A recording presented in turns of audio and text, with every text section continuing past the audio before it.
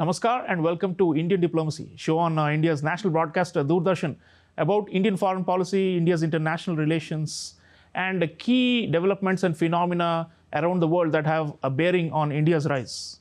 Viewers, in this episode, we are taking a close look at the latest US national security strategy. National security strategy documents are issued by the US government periodically as per the requirement of the US Congress under law. And these set out the overall parameters for the United States engagement with the rest of the world, how they're going to deal with the friends and foes, and is usually seen as a benchmark that guide US foreign policy for a number of years. So the one that was issued by the Donald Trump administration in December 2025 is our focus for this episode. And to discuss this, I have with me expert on US foreign policy who's been studying and writing about this subject for a long time, Rachel Rizzo. Rachel Rizzo is a senior fellow at the Observer Research Foundation here in New Delhi and has previously worked in important American think tanks like the Atlantic Council and the Center for New American Security. And she's recently co-authored a commentary on the implications of the US national security strategy for India. Rachel, welcome. Thank you so much for having me. It's great to be here. Rachel, you know, there's a long history of these national security strategy documents going back to the mid to late 1980s. But this one stands out as one big point of departure, which is this laser-like focus on Latin America and the Western Hemisphere. And we always thought that the US was primarily going to be focused on the Indo-Pacific because that's where the main, rivalry and the challenge is with China. But, it's quite striking. The Trump second national security strategy is really almost obsessed with Latin America, it seems, right? And we have seen it also in the form of actions since the document came out, the controversial military intervention in Venezuela, and the threats that have been emanating towards other countries in the region, and the military buildup, the US military buildup in that region. So this is somewhat of a surprising turn, and it will be great if you can start by talking about why Latin America has suddenly become such a cynosure of all eyes in Washington, and what does it mean? Does it mean Latin America gets all the attention and other regions get lesser attention of the US going forward? Is this some kind of a shift of American strategic focus altogether? So I wouldn't say it's a shift of US strategic focus altogether, but I would say that this document is very, very different than the national security strategy that was released during his first term. Not only is it a lot shorter, it's about half the length, maybe even less than half the length, but it also has a much more narrow set of defined US core interests than the national security that was released during the first Trump term. And as we saw when this was released, the biggest surprise, I think, to all of us that really follow these issues pretty closely is the preeminence of the Western Hemisphere in terms of US strategic priorities for this administration. In past national security strategies, Europe would come first, or the Asia-Pacific would come first. And in this NSS, which is short for the National Security Strategy, the Western Hemisphere was the clear priority. And there's a few reasons for this, I would think. The first is that Trump wants to implement what he refers to as a Donroe doctrine, which is a play on the word Monroe doctrine, right? Yeah. He sees as the United States maintaining hemispheric dominance in this region, right? And there's a few reasons for that. The first is that he has really blended together domestic policy and foreign policy, right? So issues that would seem like domestic issues, drug trafficking, illegal immigration coming from the Southern American countries, he sees as a direct influence on his foreign policy as well. So some of the actions that he's taken, most notably nabbing Nicolas Maduro in a pre-dawn raid in early January, are part of this follow-through of mixing domestic and foreign policy together as one. The other thing I would say is that he sees left-wing governments in Latin America as a threat to global stability. He calls them communist governments.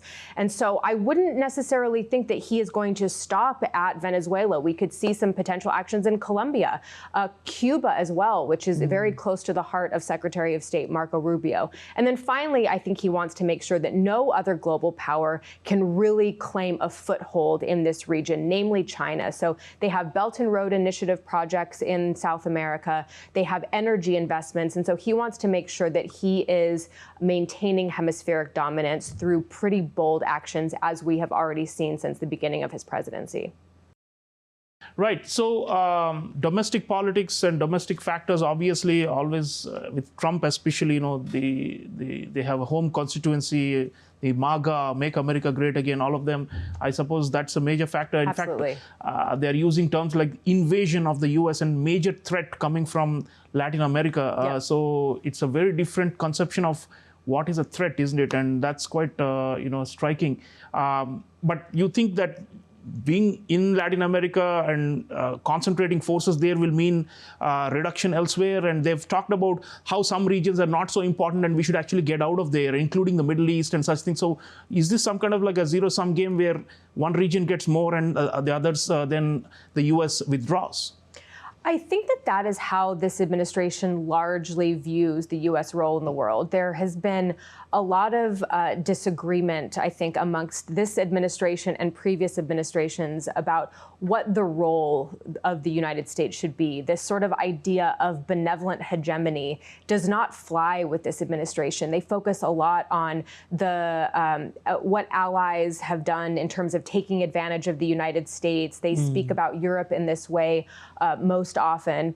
And so I think the way that they see it is that there is a finite number of U.S. assets in terms of military assets, in terms of money, and that we can't be spending unlimited amounts and deploying unlimited forces everywhere around the world. We have seen in the national security strategy specifically, this administration lambast Washington elites for overreaches in foreign policy since the end of the Cold War. And so I think what this administration wants to do, like I said before, is narrow U.S. interests and focus them in mostly on the Western Hemisphere. Now, at the same time, this administration does still consider China as a pacing threat, and so we should still look at U.S. actions in the Indo-Pacific in terms of things like building closer partnerships with our allies in the Indo-Pacific region, things like making sure that there is freedom of navigation in the South China Sea. We can get into that later. But what I would say is that this administration does not want to see the United States stretched too thinly because we are overcommitted to numerous regions. So we'll see less engagement in Europe, potentially less engagement in the Middle East, more burden shifting in the Asia-Pacific, and a focus on the Western Hemisphere. Yeah, burden shifting, buck passing. Sometimes we also, in academic literature, we talk about offshore balancing. Yes. These are all, coming to the fore now. And so, Rachel, in fact, I saw a very interesting phrase, in the national security strategy, it says that the United States is tired of being Atlas that is carrying the whole world on its shoulders, and therefore wants to pass on some of the tasks of maintaining regional balances of power to friendly countries and so on. So, and you, in your co-authored piece, have talked about a calculated stepping back of the U.S., but you've also warned that it will only work if America remains generous towards all these partners, and if they are mean to them, let's say on trade or on regional sensitivities, then why would anyone want to do the America's bidding if they're not getting anything in return, right? So in all these regions, there is a question mark about what this burden shifting means and why should they even take on the burden, So given the trade wars, really the question is, what will happen? Can we see some kind of a return to strategic generosity by the U.S., or will we see that they're, having the cake, eating it too? They're going to be aggressive towards allies and partners on economic matters, but still expect that on security that they will take on the burden. So let me channel my inner Trump here for a second and say, do U.S. partners and allies really have any other choice than to bend to Trump's will and bend to America's will? America is still the most powerful country in the world, although in my opinion, that power is sort of lessening a little bit through growing powers in places like the global south. But I will say that the way that Trump approaches this is that countries have no other choice than to bend to America's will because of specifically the military and economic power that we hold over the global system. I think that's the approach he takes. And so when you look at things like strategic generosity, I think you have to differentiate between the capacity of this administration and the inclination of this administration. He doesn't view U.S. power through the lens of multilateralism. He doesn't see partnerships and allies as a way for the United States to project power. He sees them very much as a constraint on American power. So the reason that he wants to make sure that the burden of power is shifted to our allies and partners in places like the Asia-Pacific region, in places like Europe when it comes to Russia, is because of the costs that he believes the United States incurs because of that strategic generosity and because of carrying the world, as he says, like Atlas. So no, I wouldn't say that I would expect a return to this idea of strategic generosity because of the way that this specific administration views the role of the United States and the way that he has viewed the role of the United States in the past as taking on too much of this responsibility for itself. Yeah.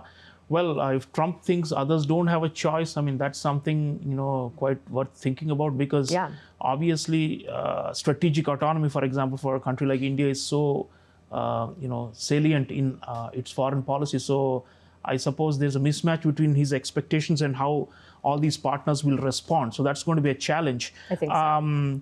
Rachel, you already mentioned Indo-Pacific, Asia-Pacific, whatever you want to call it.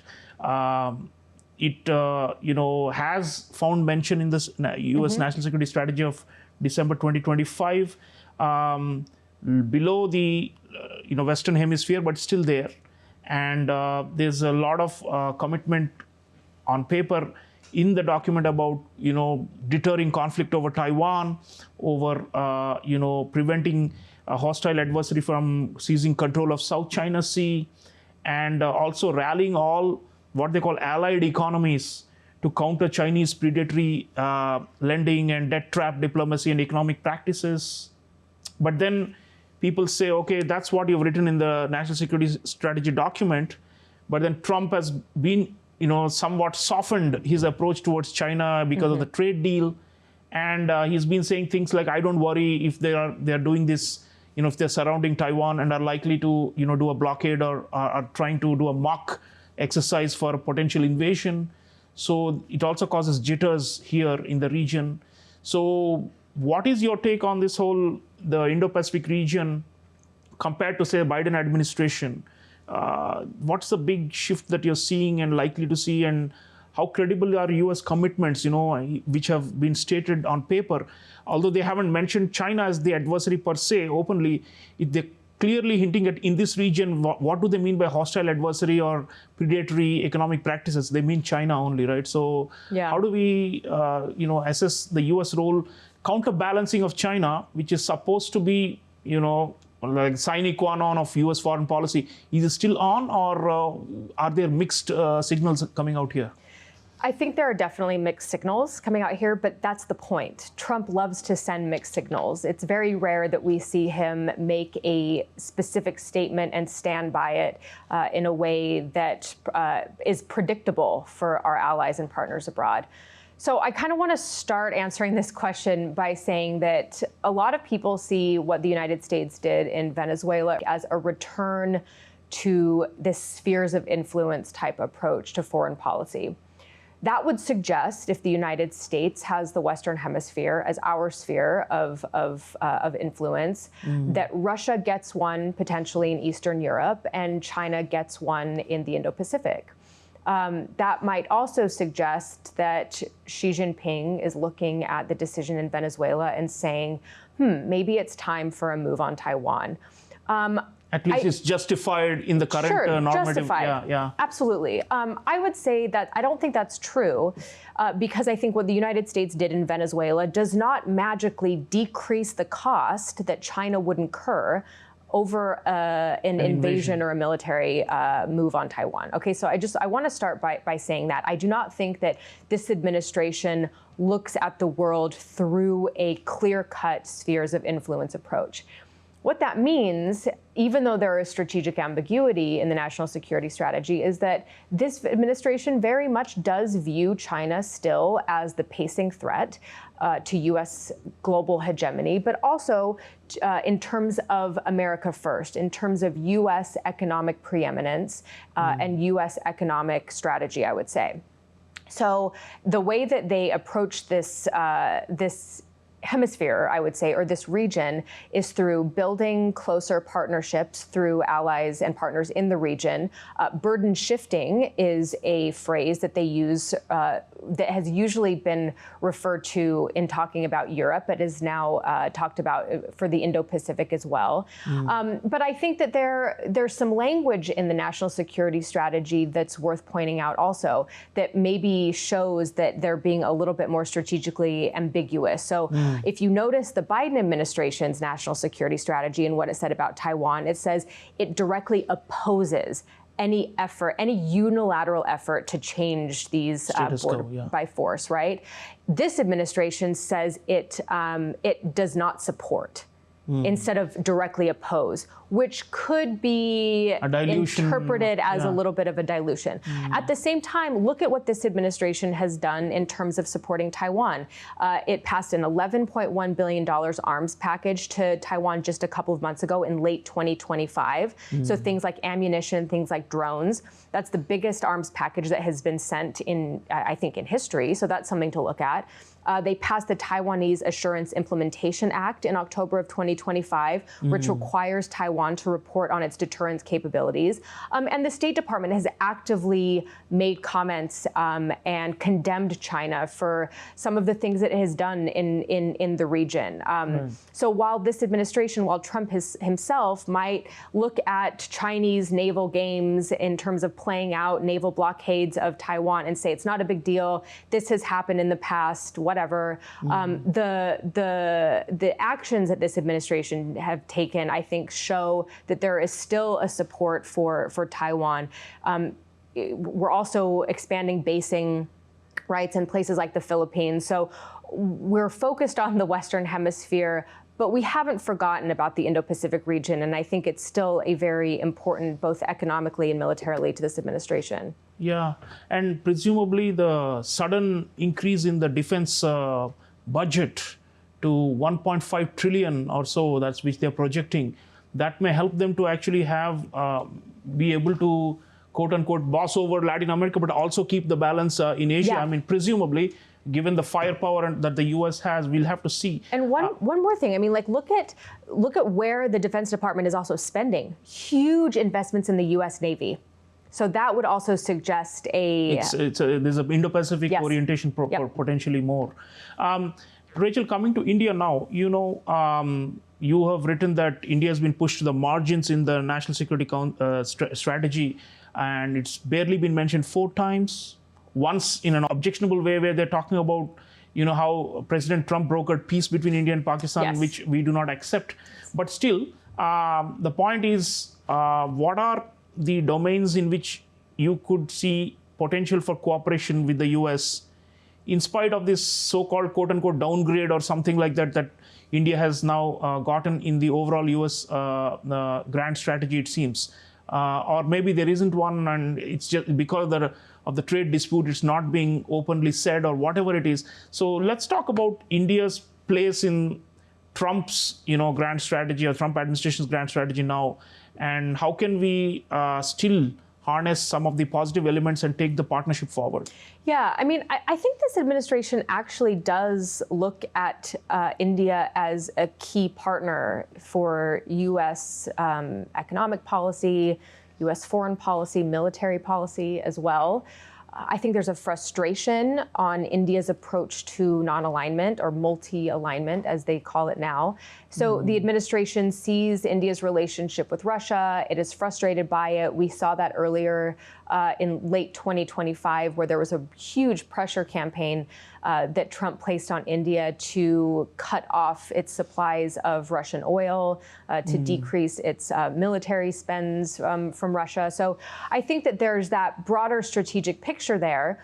But there's also, which also means that the relationship is not in a great place at the moment. It's probably the worst it's been in years. And that's very notable, I would say. But that also, I think, belies the fact that there are still many areas of cooperation. I would say defense technology and in defense industrial base, co-production is a big one, looking at co-producing jet engines, things like ammunition and drones. I mean, I think this is a major development that the United States sees as a key part of its relationship with India. This is going to build and continue. I would say maritime domain awareness in the Indian Ocean is also a big one. So partnering on things like naval exercises and reporting, I think is going to be extremely important, especially, as I said before, given this administration's continued focus on the Indo-Pacific region, especially in the maritime domain. And I would also say things like emerging tech are hugely important. Semiconductors, advanced technologies, quantum, those are all things that India is... And big American tech companies are continuing to place bets on India, and huge multi-billion-dollar investments are continuing to pour into India. Yep, absolutely. So while the broader strategic contours of the relationship might not be great at the moment, there are still areas of significant cooperation that we should expect to both continue and improve upon.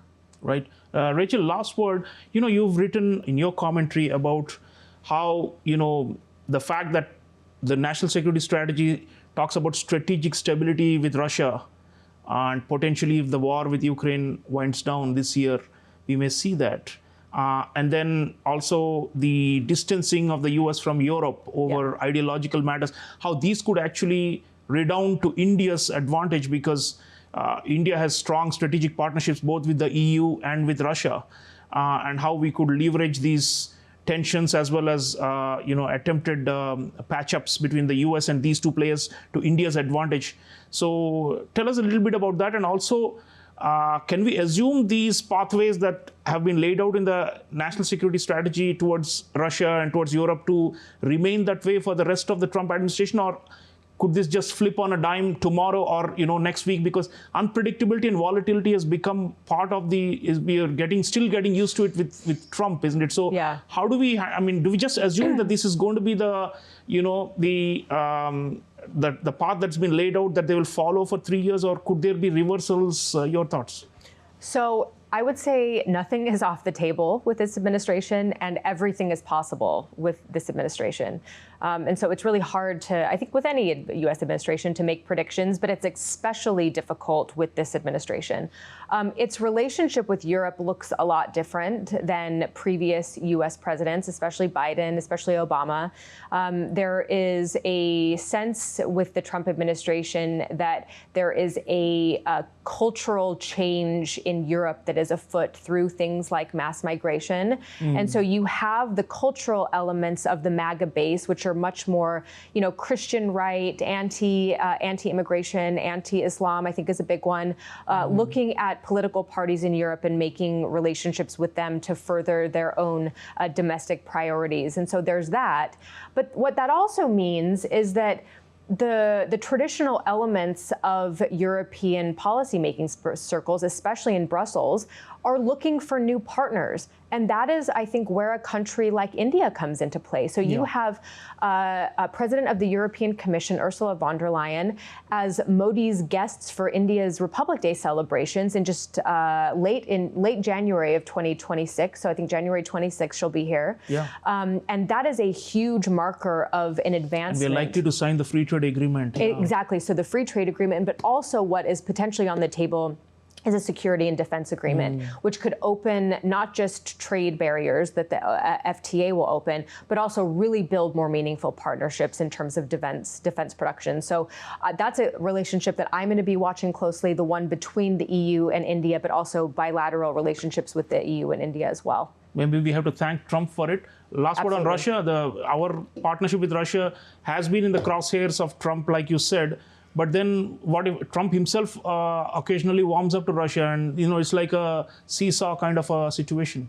Yeah, I mean, this is why I think that India's relationship with Russia isn't going to change and probably shouldn't change based on what Trump says or does, because what he does is he likes to use a carrots and sticks approach to pull and push levers depending on what he sees as most strategically advantageous for him. So it's a constantly changing circle, or it's a constantly changing picture, I would say.